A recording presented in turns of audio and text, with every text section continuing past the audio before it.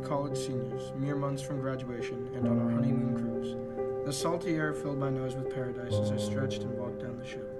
My grades had been posted the day before, and I figured I would go to the ship's computer lab and check them. What I found was an email from my dad.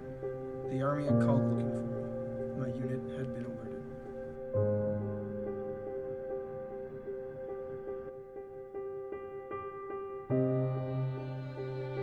I was here now, looking out for anything and everything. Mears had wrapped my bandage around Doc's neck and was hurriedly debriefing the platoon sergeants, Gillian and Gold. They realized that a medevac was too far away to help, so they loaded Doc Ballew's near-lifeless body back into the Iraq ambulance. Pybus jumped in too, still tending to Doc's pulsating neck. Someone yelled at the driver, who was busy trying to retrieve the corpse from the middle of the road, and he too jumped in. What happened?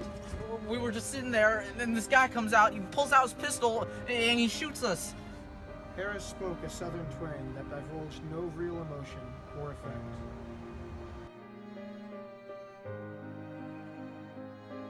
Before long, he had been adopted by the rest of the squad too. Having him around began to prove useful. Whenever arguments would break out between Iraqis, Cum was, absurdly enough, both the interpreter and witness for most of them, and his word was usually taken over even the most eloquent of suspects.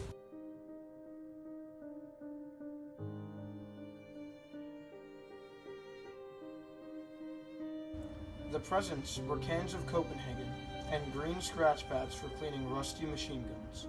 Mitchell put on brown thermal underwear, a Rudolph nose, and a set of antlers. Most of us sat sullenly in the corner, wishing for the ghost of the Christmas past to come to the rescue. We all got 30 minutes of free phone time that night, and the line was long and impatient.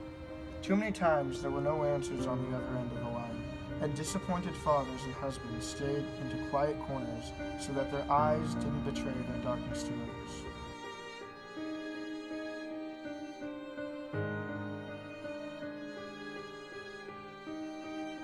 It wasn't until I got back that truth engulfed me like a storm cloud.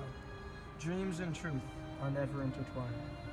I spent a few months drifting around friends' houses, from one couch to the next. When I finally got enough money to get an apartment again, I kept getting kicked out. I was evicted from one place I was renting because I have a dog, a big one. He sleeps with me at night when I'm drunk and can't understand why I'm alone.